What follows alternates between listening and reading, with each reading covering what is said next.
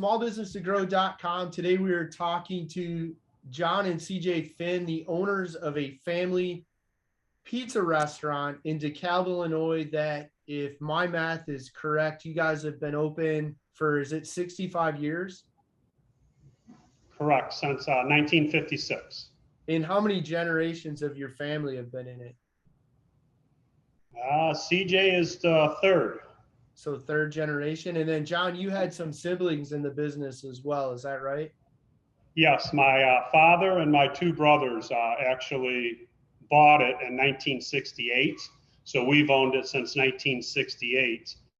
My brother worked there while he was in high school, and the other owner had some difficulties or whatever. And my dad and my other brother, Donnie, thought it'd be a good business to go into, and they bought it. And here we are today. And here you are a few generations later. And then pizza is competitive. I think it's reasonable to say that pizza is competitive. Folks can hit the grocery store and get a frozen that they take home and bake. The chain pizza places can make a terribly inexpensive pizza. And here you guys are in a college town, no less. And college students, typically, they're probably going to buy cheap first, if and only if they can't find free. And then after that, they're not ordering. So you guys have made it for 6+ decades, family owned, competitive environment. What do you guys, when you look at that, like, what's your secret? Like, why are you still open? Consistency. You know, we get reviews all the time. Oh, I came here in the 70s, went to NIU. I came back last week, tasted the exact same as it did 40+ years ago. And I mean, you could go to a chain place or somewhere else, and it could taste different every week depending on who's preparing the food. So to hear that, I mean, that's probably the biggest compliment that you could get from somebody. And when you guys look at operations, you're pretty systemized then. Like, you have a set, repeatable way of running your kitchen, I would imagine. Is that a fair statement? We're like an assembly line. We're like a Ford Motor Company. I mean, it starts at one end. The guy rolls it, puts on the sauce, then it goes to all the ingredients in the oven, and then it's like a horse-shaped kitchen. And then the other side, they come out and we box it. So it's very streamlined. I would say we're very efficient. I mean, from start to finish, we can make a pizza in a minute and a half, depending on the toppings that are on it. So it's everybody has their job, and everybody assembles it, and it comes out hopefully made correctly. And was that, like, at some point, was that deliberate by the part of maybe your dad or you and your brothers to kind of systemize it and make it an assembly line? Well, I think when we built this place, we built this building in 1970. They designed the kitchen around that way. This is our second building. The old building on South 4th Street, which I was only 8 years old, it was a very small kitchen. So there wasn't a lot of room for that kind of stuff. Everybody was kind of bumping into each other. So I think when they decided to build this place, they were going to make it, I mean, we have a huge kitchen for just a pizza restaurant. I mean, a lot of people come in and get a job here, and their whole prep area and kitchen and everything wasn't as big as ours. So they did a very good job in laying it out. So that was probably something from their experience by design. They knew that if they wanted, to CJ's point, the repeatability that can go for decades, which if somebody came in the 70s and came back in the 2020s and said the pizza's the same, it's repeatable. But very deliberately, they planned that. They said, hey, this is what we need to do the job right. Yeah, and keeping all the recipes the same. I mean, we make our own dough, we make our own sauce, we have our sausage seasoned for us, specialty. We have a kind of a custom blend cheese. So none of that has really changed. I mean, none of it has changed. The cheese has, because one factory went out of business, but we gave the recipe to another cheese factory, and they duplicated it. So, I mean, that's the main thing, is trying to keep the ingredients the same. And and the all the things that we make ourselves keep a close eye on to make sure they're all done correctly. In from a data standpoint, how long does it take you to make a pizza? Not the bake in the oven. You said a minute? Yeah, I mean, if it's just a cheese pizza, probably under a minute. So you guys are aware of that. Like, you're from a data standpoint, you're looking at the numbers and you've done it enough to know we can put a pizza, cheese, assemble it from scratch and have it ready to go into the oven in about a minute. Correct. Yeah, and you're only, I mean, a cheese pizza, you're only talking 10 minutes. So you're talking someone could come here, get a fresh cheese pizza, probably the equivalent of going through the pickup line at McDonald's, Portillo's, any of those places. And I think, so full disclosure for the people that are watching this or listening, I am a Pizza Villa customer, and you guys do have some of the shortest wait times. Like, when you call and order a pizza or you dine in and you order a pizza, it's fast and it's hot when you get it. It's hot and it's quick. So, and I think that's testament to you guys having good business systems that are repeatable and that everybody in the kitchen understands. And it sounds like, if my position is to make the dough, then that's what I'm doing, and I'm not doing other stuff. That's exactly right. I mean, you could have 4 people in the kitchen to make one pizza, and each person has their own specific job. So back to that Ford assembly line again, it starts here and then it's going to move down to the next person and then eventually end up in the oven, and then out of the oven and into a box and on a delivery truck or out to the table. That is correct. When you look at the delivery side of things, one of the things that you guys are a little bit different on, and again, I know this because I'm in your area, is you have branded delivery trucks. So are all of the delivery drivers in your vehicles? What was the question? The delivery trucks. So you guys, Correct. Pizza Villa owns those. Correct. Who Yes. who decided to do that? Because a lot of pizza places, they hire a driver.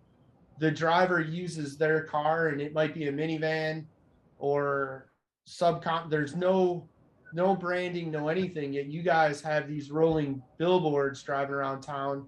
Like, whose decision was that?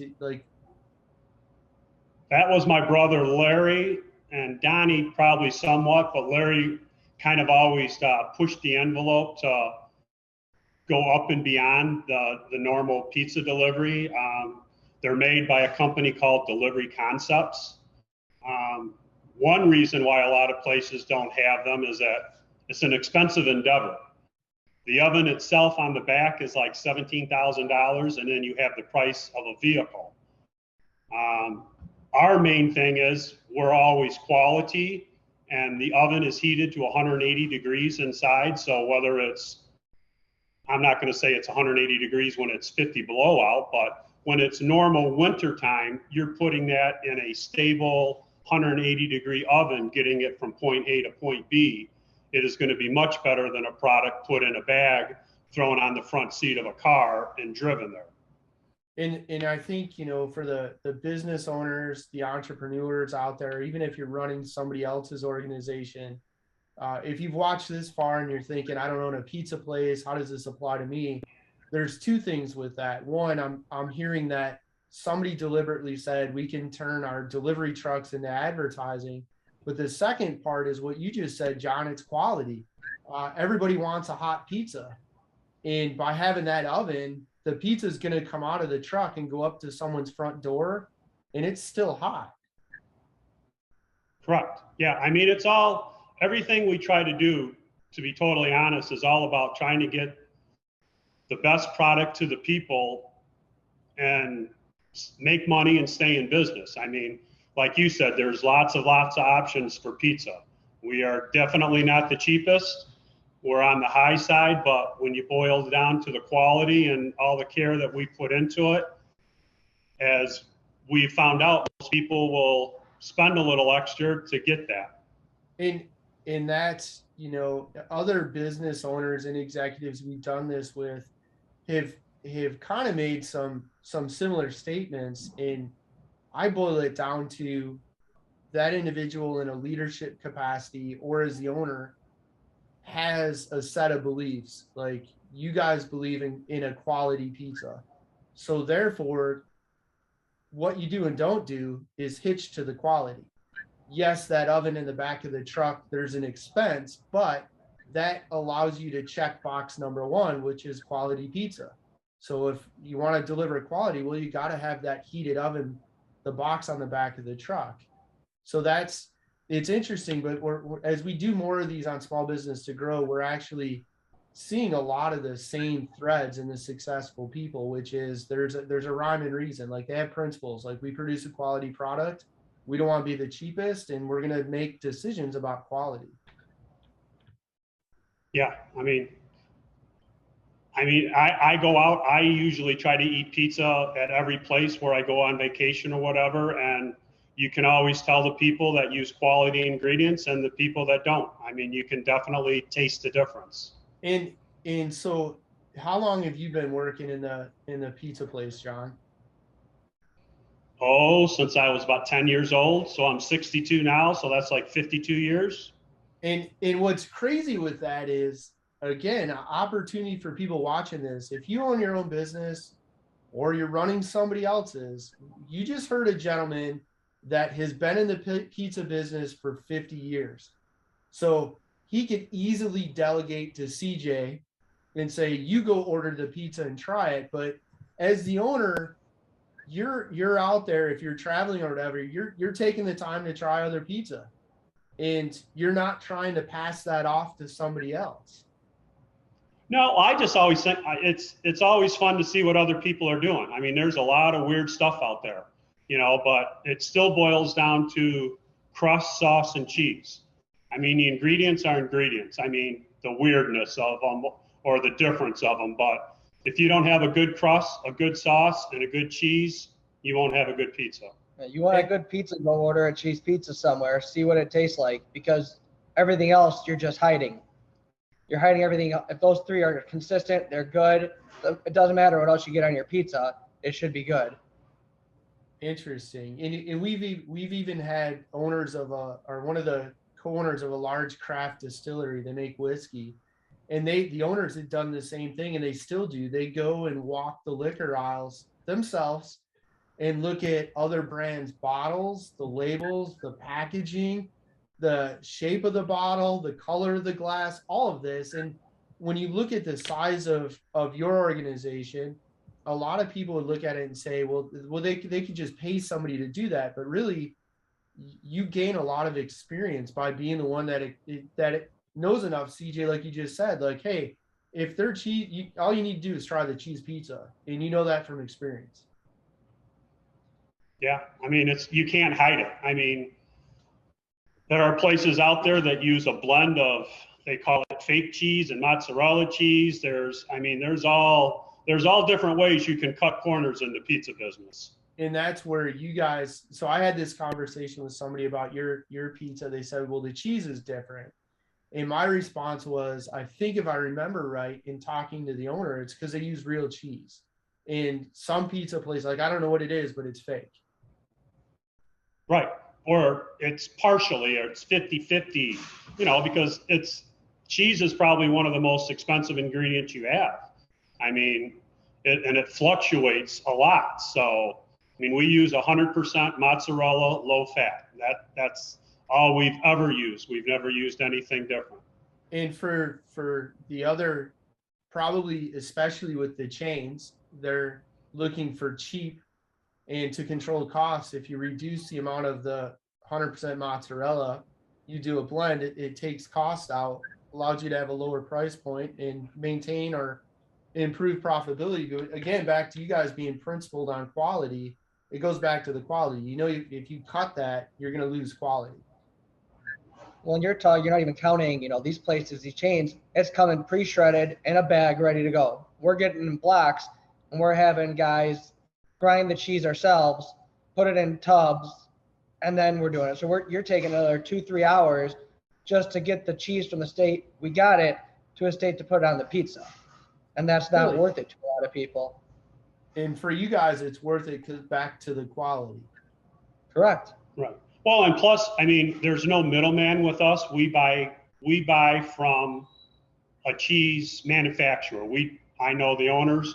We buy just from them. And when you get that cheese that's all prepackaged and pre-ground, they have to mix things in it so it doesn't all clump together. So you're adding something in there that may have a weird taste or whatever. It just doesn't belong in the cheese. Yeah, it's just, I mean, there's nothing in our cheese. We get it from the cheese delivery on Tuesday. We grind it. It's fresh. And we get cheese every week. And our cheese is 7 to 8 days old when we get it, because we also have a time frame on how long the cheese has to sit before we use it to where it browns nice and breaks down nice. So in that regard, and I know some of this because I've talked to you guys about it before, but that is another data point. So you have enough experience to know the cheese needs to age a little bit, if you will, so that it browns nice, which ties back to that quality. But then at the same time, once it's past a certain age, you're not going to use it anymore. Correct. I mean, that's up to us in ordering and getting it right on how much you're going to use a week. But our guy is also good about taking it back, and they will give it to somebody else that uses it in a different manner where age doesn't matter. So we have a very good relationship with our cheese vendor. In that too is, supply chain management, I call it. A lot of people would look at what you guys do and say, well, it's pizza. How hard could it be? But if you want quality pizza, you have to build that relationship with your supply chain and then manage the relationship. Hey, we've got 10 pounds that it's past when we like to use it. Can you take it back and give us something else? And maybe someone that doesn't care about the age, they'll use it. So that's pretty interesting. Oh, definitely. I mean, and there's once in a while where I'll call them on stuff and say, you know what, it's just not right. And they'll go back into their plant and they'll find a problem. And they always count on me because CJ and I are always here. We see the product, we know what's right and what isn't right. And they say a lot of their customers, they'll say, oh, I never even noticed there was anything wrong with the cheese. So having eyeballs on the cheese every day, every pizza almost, is just a huge plus also. And that goes back to the quality control. I mean, it God forbid something's not right or the cheese is bad, it never ends up in front of the customer. Right. Yeah. I mean, I've had them call up. I mean, we go through, I don't know, 1,300 pounds a week or whatever, but they've come and picked up 500 or 600 pounds without question, so that's not an issue. So for, again, business folks watching this, make sure you build good relationships with your supply chain, see them as a partner. And then God forbid, if you're ordering 1,200 pounds of raw material, if half of it's bad, there's an opportunity to work something out where they can take that bad product back and get you what you actually need. Another data thing, John, if I remember right, I think you had adjusted your dining in hours at one point back. You closed dining earlier because you weren't seeing people dining in. Am I remembering that right? Well, we have a point of sale system that tracks everything, and it tracks sales by hours. And we look at that, and for us, the late business just didn't make sense. We just weren't doing enough late business, and the data showed that. And by the time you get, your lights, electricity, help, and everything else, and you're only making 20 pizzas or whatever, the profitability wasn't there. So that's CJ's job. He's a computer guy. So he just, came up to said it's just really not beneficial to be open. And, if you cut a half hour, 45 minutes each day, pretty soon that adds up to a day in a week. And I think CJ, so that was your call. So you were looking at the traffic, how many pizzas were being made, and then the incoming revenue, and it was just a loser. Yeah, I mean, I like to track. We look at the prime cost. We look at the, cost of goods. We look at, all those numbers, because if you don't know those numbers and you're not looking at them, you could make all this money, and then you look at your bank account and you go, why did I only make $1,000 if we're this busy? If you're not keeping track of how much inventory you're buying, what am I paying my employees? What's my wages? What's it all break down to based on what I'm bringing in? And when we looked at it, you said, hey, cost of, hourly wages is going up, and I got to pay, $50, $60, $70 an hour, and you make 3 pizzas because it's the middle of December and no one wants a pizza. You just wasted an hour of wages to sit around and do nothing. And I think many times, especially newer business owners, they don't understand their numbers, and they do things kind of like you said. They're like, well, we sold 3 pizzas, and it's like, yeah, but or whatever the number sold later in the evening, but your cost to sell them is greater than your incoming revenue. So you can't do that very long, or you go bankrupt, or you'll go under. Exactly.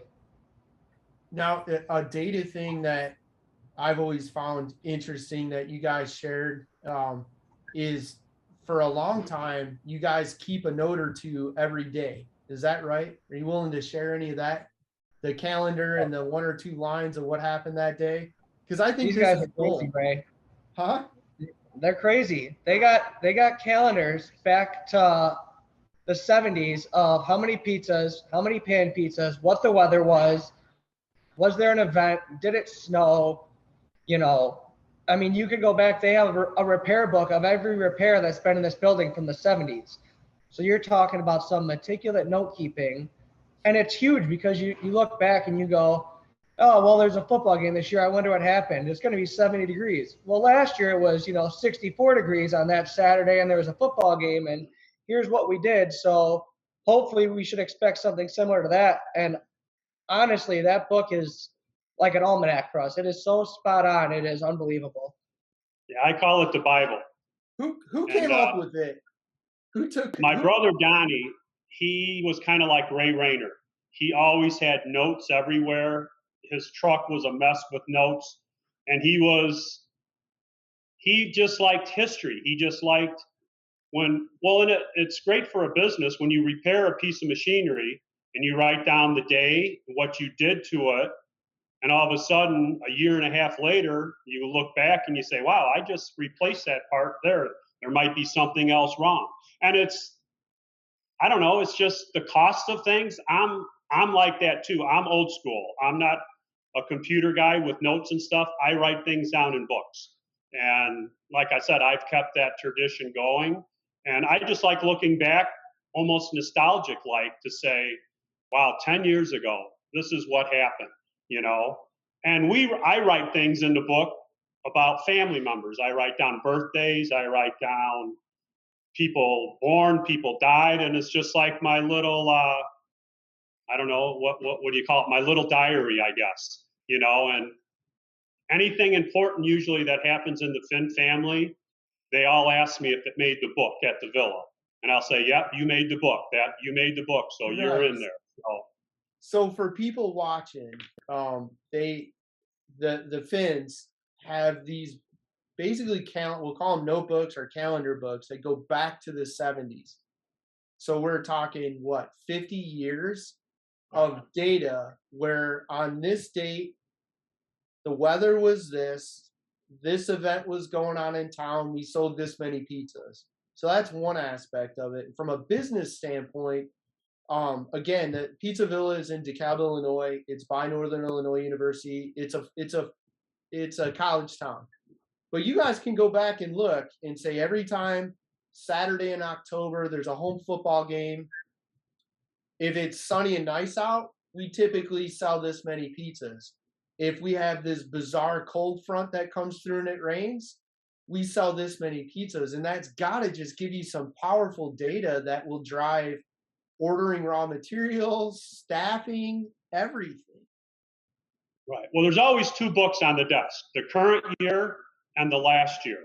And they're always to the same page because a lot of events happen on or about the same time every year. I mean, you take Pumpkin Parade, you take all these different events in DeKalb, and they're all pretty much around the same time. And me being not having kids young and taking them out like that, that kind of jogs my memory to say, well, this is coming up. There's a cheerleading camp, at NIU this weekend. We may get busy from that, so it's like a page in history that you refer to. In a lot of those pages in history, CJ, I guess, that's going to come up, like the pumpkin parade's going to happen this year and it's going to happen next year and it happened last year. So you can look and see and say, hey, when that's going on, this is what we typically do. Yeah. And it's crazy. You look at all these big companies with their forecasting through computers and their, you could go somewhere else and we would have no idea what's going on. But you bring those guys in here with all their computers and show them a notebook and tell them to staff a restaurant and figure out inventory. And that is, if not more beneficial to us than having some computer spit out some data to us. Yeah, I've always thought, like, and I've shared that story that, hey, there's a local pizza place by us. It's family owned and run, has been for decades. And they do this simple thing, like on this date, the weather, this. And I think that's just such an incredible tool. Even for our brick and mortar business, I had management level employees at various times that had the ability to order product, and which was fine. That was delegated and it freed me up. It gave them some control of the organization and whatnot. And I remember one year, one of the employees I didn't give her any reason not to. She ordered, it was probably 10 times the amount of product we would ever order in that month. And I knew this from looking at the data. Sales are slow. And she did it because we had an event that month. And she's like, well, all these people are coming, we'll sell a lot of it. It's never going to happen. But if I had had a book that was available that showed that, she might have had some guidance, or if I would have been a little more hands-on with that. So I think having that book is gold. I think it's brilliant.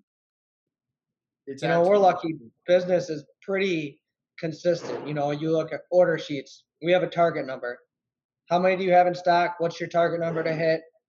And it's a streamline. Everything here is streamlined and simple. You're not a giant corporation where there's 10 steps between an employee and me and my dad. If there's a problem, there's a one-stop shop. And you guys, and I like the idea of having numbers available that says, if you have this much in inventory, order more. And then even the repair side. So I had kept some notes on equipment in our brick and mortar, kind of for the same reason. Sometimes it was a matter of, all right, I know every 20 months I'm going to replace this because, well, it's right here in black and white.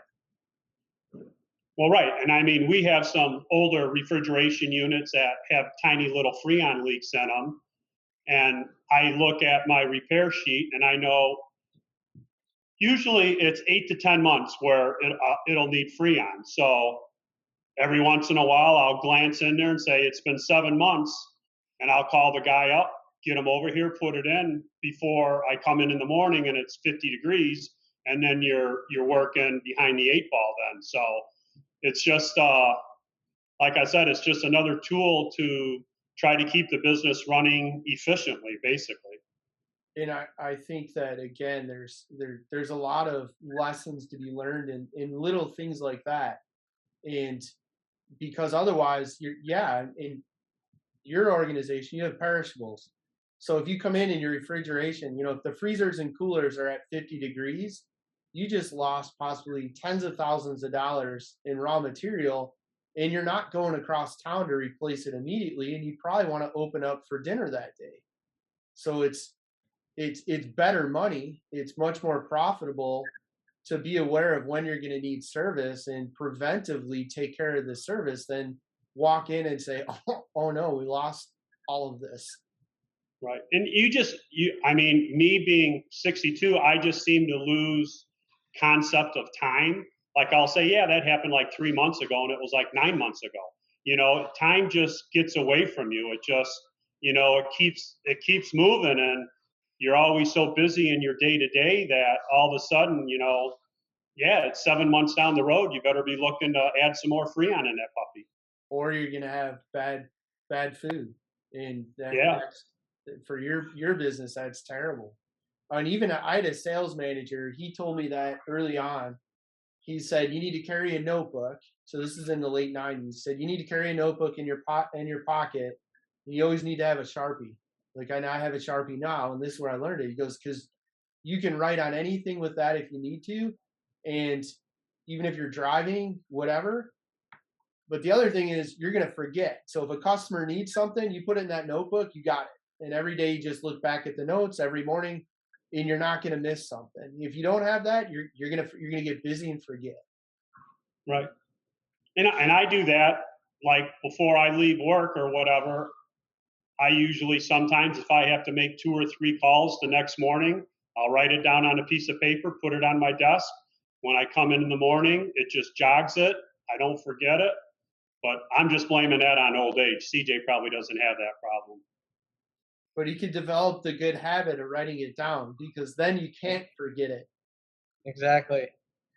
Now, what about, how did you guys manage the pandemic? I mean, you're still open, so you came out the other side. You had to close for when the state said no one's coming and going, so you made it. Did you guys do anything different, or? I mean, yeah, it was a unique situation for us that we were already prepared for. I mean, we didn't have any of the difficulties of having to figure out how we're going to do pickup and delivery. Where are we going to get the supplies to do pickup and delivery? What's this going to look like? We were already used to that. Um, a positive, it allowed us to start doing a curbside pickup, which we've heard feedback from, a lot of moms who have kids in the car. They don't want to leave the kids in the car to come get the food. That was a positive out of the pandemic. We changed, like you said, the hours of operation a little bit because the late night hours weren't there. So it actually allowed us to even optimize our business even more. I mean, we're only open 6 to 7 hours a day. So in those 6 to 7 hours, you have to make money like you're open for a full day, and you got to get things in and out. And that's where our delivery trucks were huge. People had delays waiting for their Uber Eats and their Grubhubs, where we had our own delivery trucks ready to go at our disposal. We weren't having to deal with third-party vendors.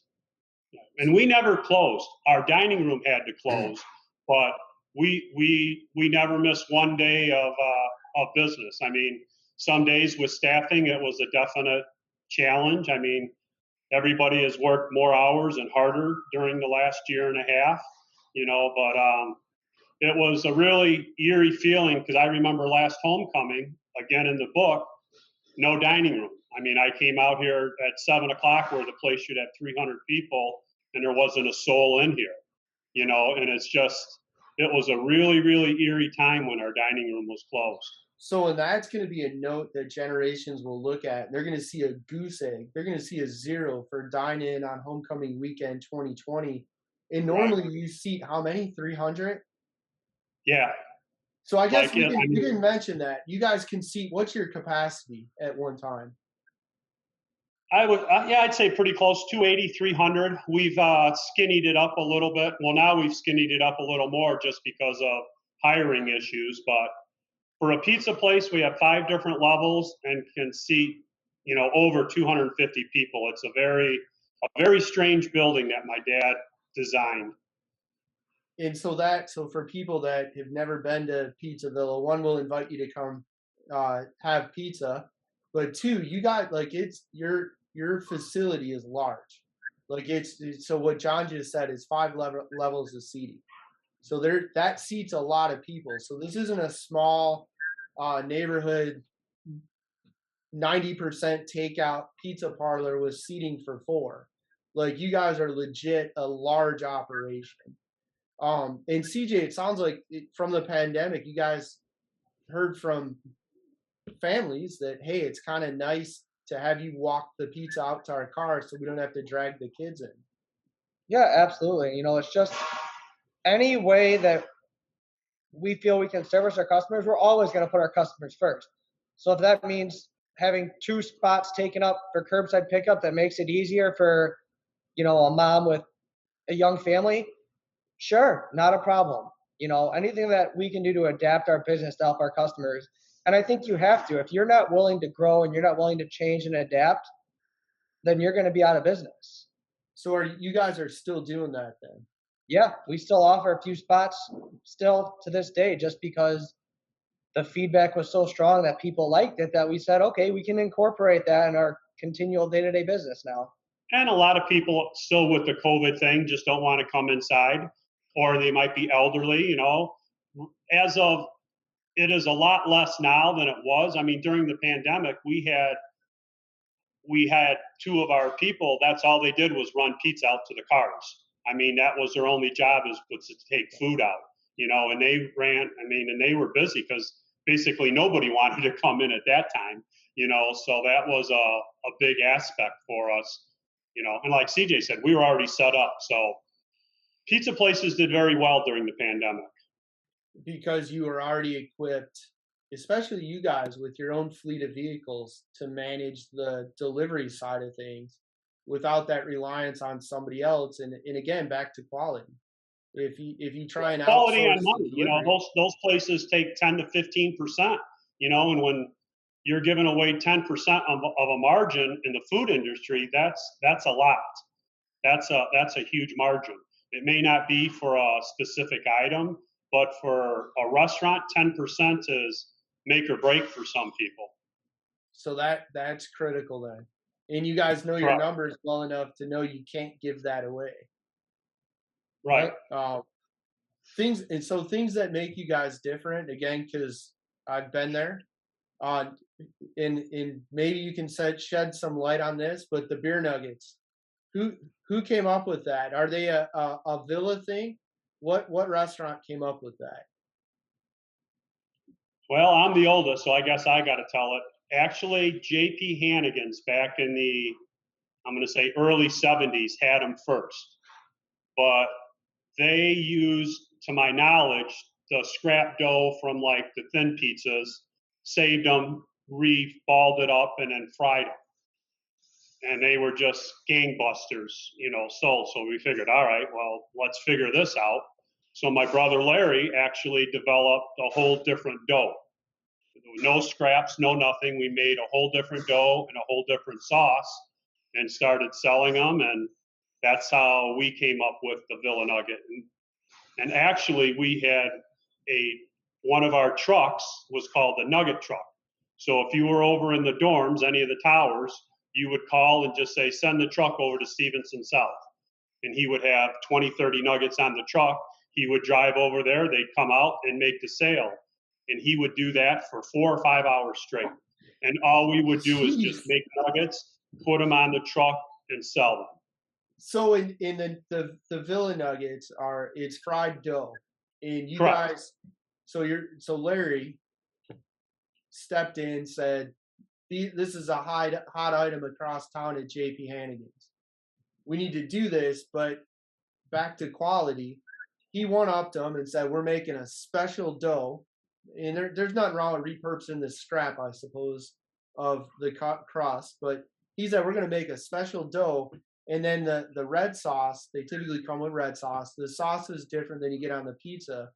And then you guys created a revenue stream by saying, we're going to load up a truck.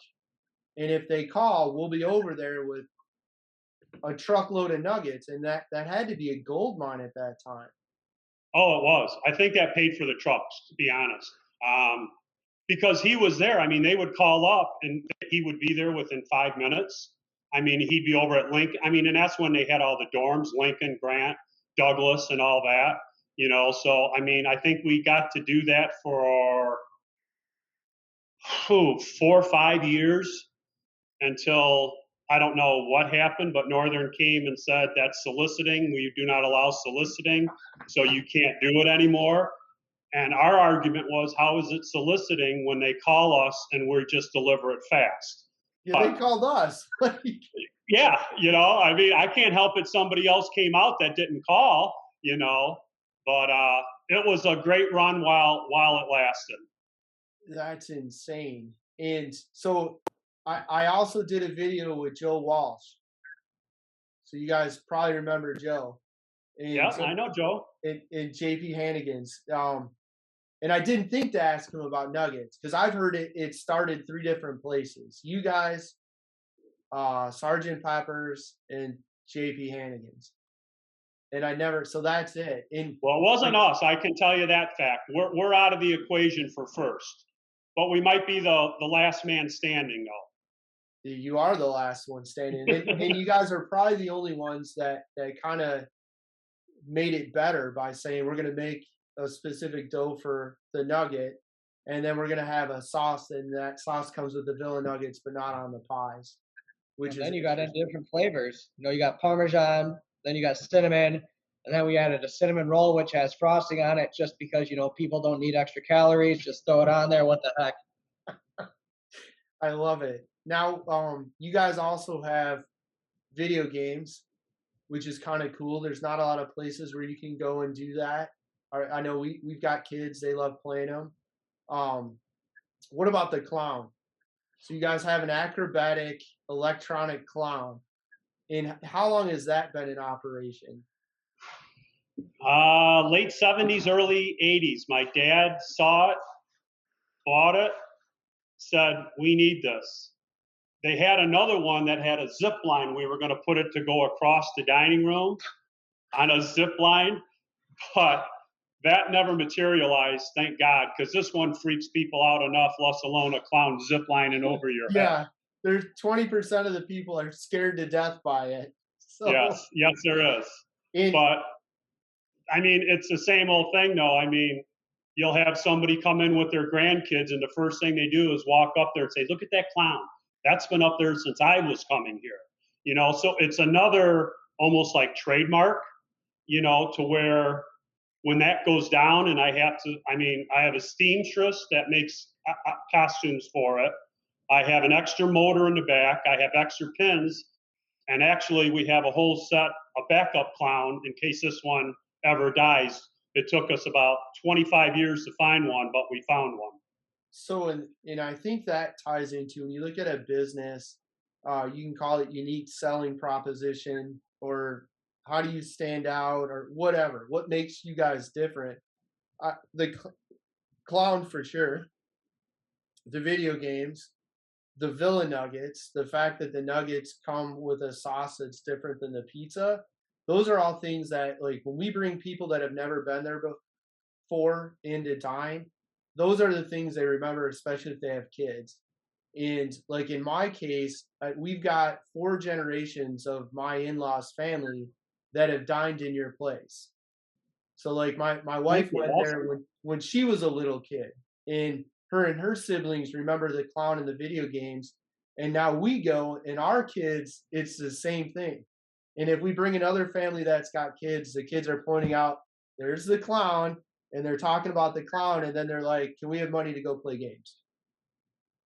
Which is pretty cool. Yeah, and that's the cool thing. I mean, you look around, everyone's going modern. Everyone is updating everything. You look around here, I mean, there's vintage signs. You know, it's dark wood. It's a different feel. It's not that bright metal custom. You know, you come in here. Some of the video games are the same video games from when I was a kid. You got the Flintstones. You got the Ninja Turtles. You got the Simpsons. You know, and people are amazed. And it's because if you throw that in with the pizza's consistent. They come here. The video games look the same. And everything is good, and it's nostalgic almost to people. And from a pizza standpoint, I'm born and raised in the south side of the city of Chicago. And unlike what most people believe is Chicago pizza, it's not the big names in downtown Chicago. I live 14 minutes from the Loop in some of those big name pizza places. Chicago residents never, in the Chicago neighborhoods, they never eat at those places. We get pizza from neighborhood pizza parlors, and Pizza Villa tastes just like the pizza places in my old neighborhood. And it's to me, it's real Chicago pizza. The crust is real. The breadcrumbs or the cornstarch under the crust is like they do in the south side of the city. And the other thing is, you guys cut the pizzas correctly in squares, not triangles. So it's Yeah, that really messes up our counter guy when somebody wants it cut. We call it pie shape because you're cutting 200 pizzas square, then that one ticket up there says cut like a pie, you know. So that usually has big marks and red and stuff on it, so we get it right. That would probably, if it was me, I would probably say we don't do that here. I just write "I'm sorry" on the box because it's normally me. Right. Like it's like we don't do it that way. So have you guys always cut the pizza in the square pieces? Yeah, I don't think the Villa. I mean, some of our real little pizzas, like the kids' mini pizza, sometimes I cut in a pie shape just because it's easier to eat. It's little, but when you have an 18-inch pizza, trying to eat that in a pie shape, it'd be, especially with our really thin crust, it'd be impossible. But no, it's always been a square cut. So for the pizza folks out there in other parts of the country, if your pizza's cut in triangle pieces, it's wrong, and it's definitely not Chicago style. And for me, it starts right there. You open the box and it's like, what is this? Nobody cuts their pizza this way. That's New York style, right? New York is always pie shaped. Right. Yeah, we don't do that here. So one of the things we always ask business owners is like, if you were going to tell somebody the top 3 must-dos in business and then top 3 don't-dos, what would that look like from the owners of Pizza Villa? Like, what are the top 3 things you have to do to be successful? Well, I got mine written down like I always do. So Nice. I got a few. Mine is to be prepared. There's nothing worse than coming in and not being prepared, running around doing something last minute or whatever. So being prepared is one for me. Staying consistent with everything that you do, whether it be how you take the order, how you make the pizza, how you make the sauce, everything is just be consistent. So like CJ said, somebody comes in 50 years from now and hopefully they say, wow, that tastes just like it did back in the 20s. That's awesome. And then we have a saying when it gets busy is don't panic. Like when it starts getting crazy and everything's going on, it's really up to us to stay calm and just help people when they need help. And like I said, that's always the first rule when it gets busy is we have a guy that's been working for us, Miguel, rolling for 25 years, and he'll just yell out, don't panic down there, just do a job, So it's a fun thing. It's a fun phrase, but it's a really true thing is that you just have to stay the course and just knock out the tickets as they come. And I even added a fourth was to just be friendly to people, treat people how you want to be treated. I know the saying the customer's always right, but sometimes they aren't, but you let them believe they are and just go with it. And we are very, oh God, I don't want to say gullible or whatever, but we're here to make it right. If you complain, you'll probably get something out of it because I just believe if you're going to take the time to complain that there must be something wrong, whether it's our fault or your fault, we will try to make it right on your next pizza. And CJ, do you have top 3 of your own? Yeah, I'd say, no, I can't steal his. Come on. I'd say first, you got to have good people. You got to hire good people. You got to train good people because, like I said, as much as we can keep an eye on stuff, if you don't have people that you can trust to know that they can do their job, if we have to step into the dining room or you have to take a phone call, you have to step away for a few minutes and everything goes sideways because you didn't do something right, it doesn't matter how consistent you are. So I'd say hiring good people and having those processes in place.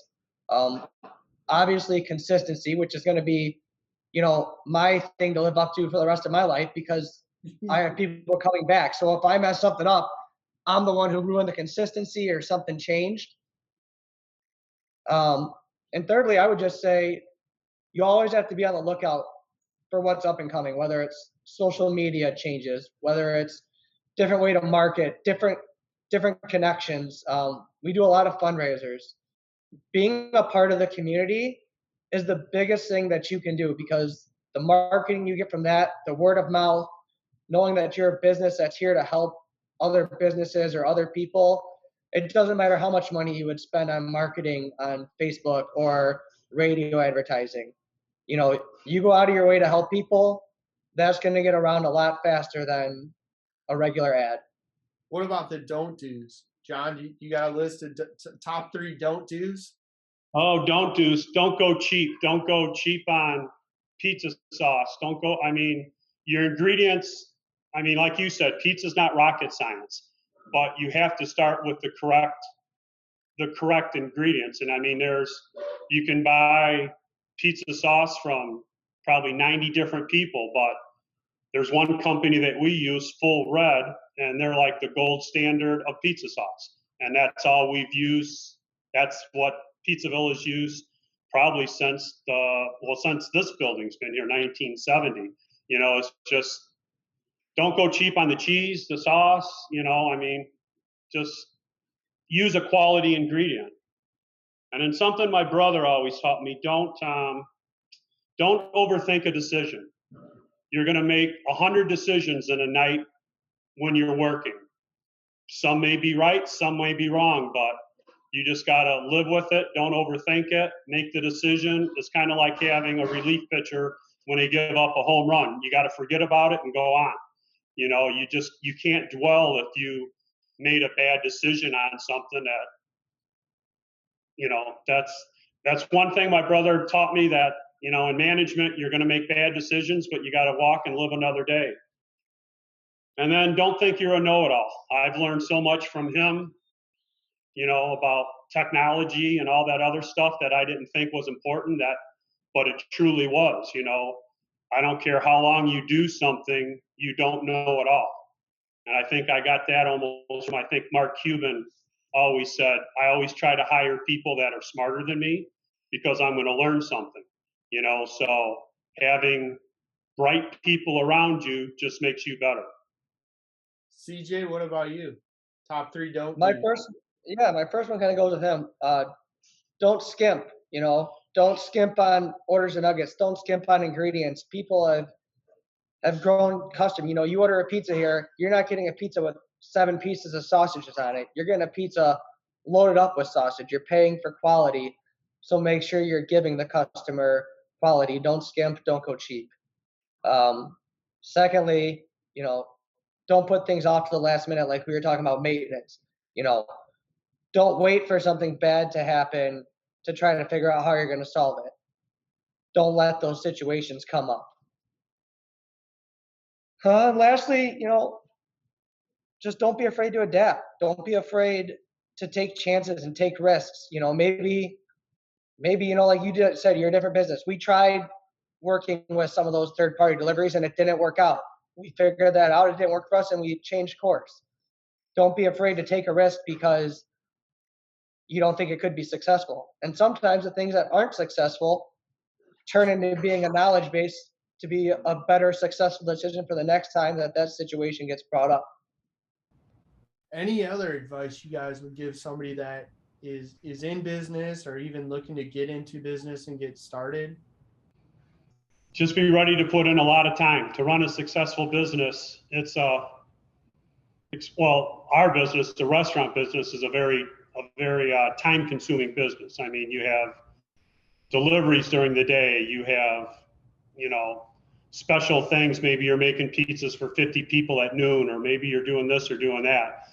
Just really put everything you have into it. You have to love what you're doing to be in the restaurant business. It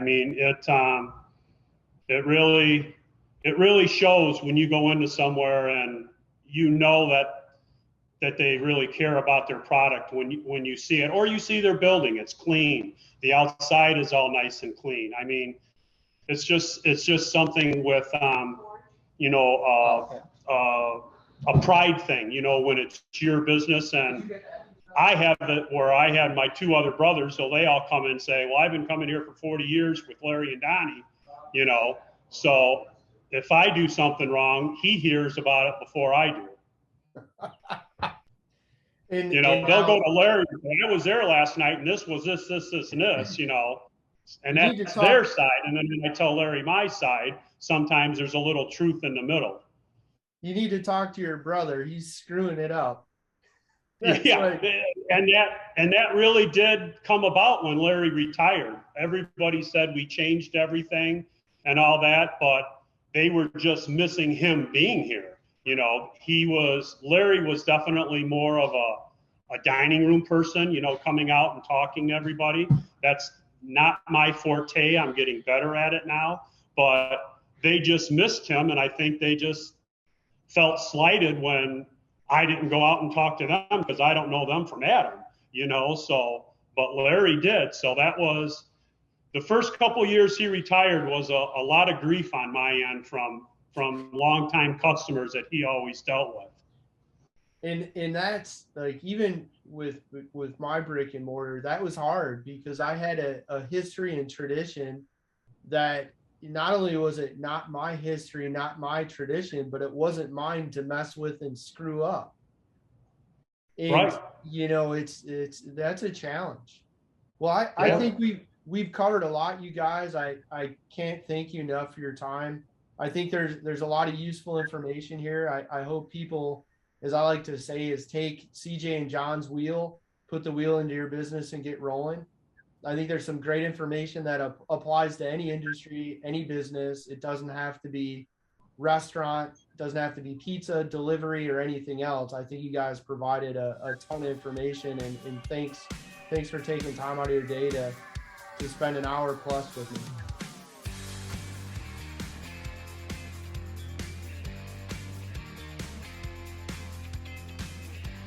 If you like our content, be sure to subscribe to our channel, leave us a comment below. Also, be sure to check us out on your favorite podcast provider. See the links in the description below.